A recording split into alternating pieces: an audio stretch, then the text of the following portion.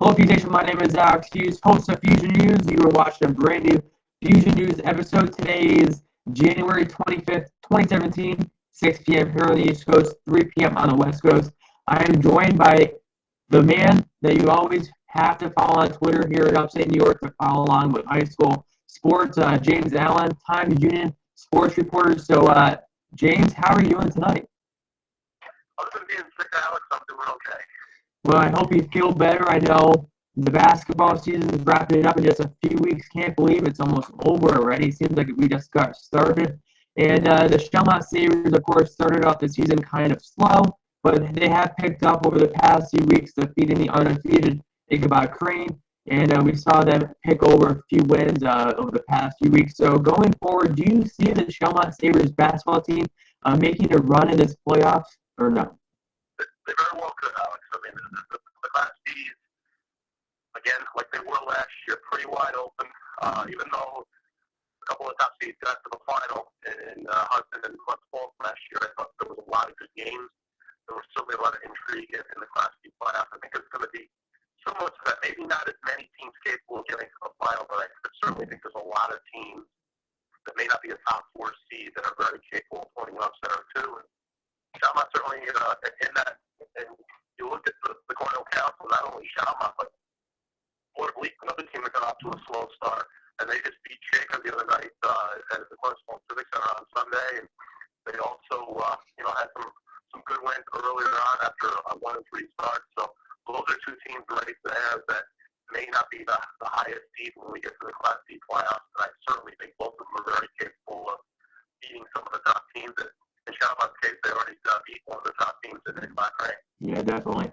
So other than Ichabod Crane, what other team is really out there that are looking to go very far in the playoffs this basketball offseason or playoffs? Well, I mean, Glens Falls is the number one ranked team in Class B right now. They have the area's top scorer tied right now, Kobe Lumpkin and Joseph Gerard III. But Joseph Gerard III, since 2 games into the season, has averaged 40 points a game. They lost the final, that memorable final last year against Hudson. They certainly have aspirations to go a little further and get out of the section and kind of match what they did on the football field. They're going to be tough. You look at Class AA and the boys, pretty wide open days, not as dominant Chen team this year comparable to the last two with Kevin Herter. They lost out of section pretty handily to West Genesee. They had to struggle Sunday against Green Tech. There are a lot of teams in the AA that are very, very capable. Colony, Shed, and Friday is going to be a very interesting game. Colony got off to a slow start with 5 returning starters. They picked it up. You look at Class A. Academy's obviously in the Federation, so they won't play in the Section 2 tournament, but the Lansing Birds off to a really strong start. Abel Park had a big win earlier. Actually, the last couple of weeks, they've had a couple good wins, including some really good wins against AA teams. They're a dangerous team in that. And then Scotia's got a huge game coming up on Friday against Glens Falls.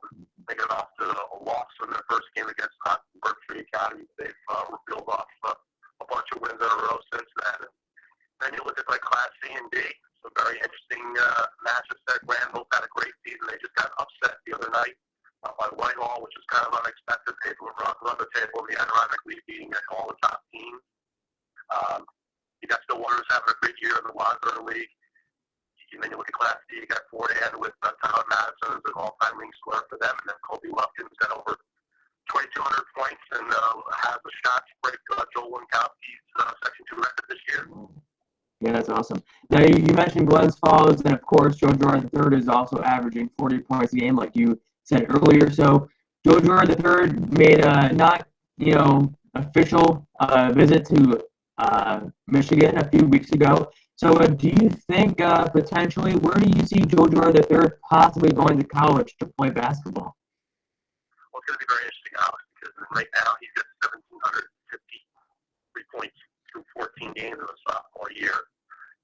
Put that in perspective, there's only 11 Section 2 players that have ever scored 2,000, and if he makes a decent run into the Section 2 playoffs this year, maybe gets to the final again, he's going to be over 2,000 points. There's still 2 years to go in high school.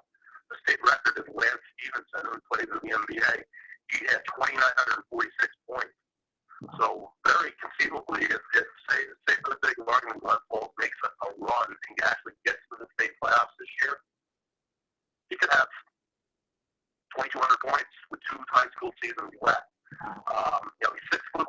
not that big. You know, it's interesting because he's a great shooter.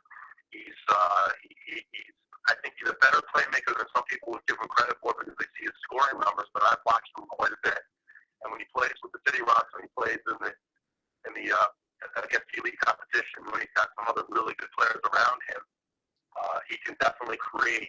It's going to be interesting. You know, some people think that he'd be a tremendous player at the mid-major level. I still think there's a lot of room for growth there, not so much in terms of physical growth, but in terms of growth of his game.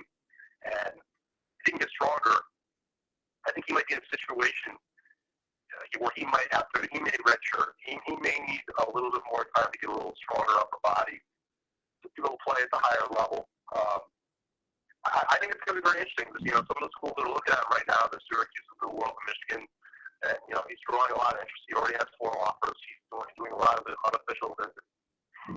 This particular year is not that big. Next year is really where, you know, junior year for most national recruits, that's really where their name is sort of etched in stone.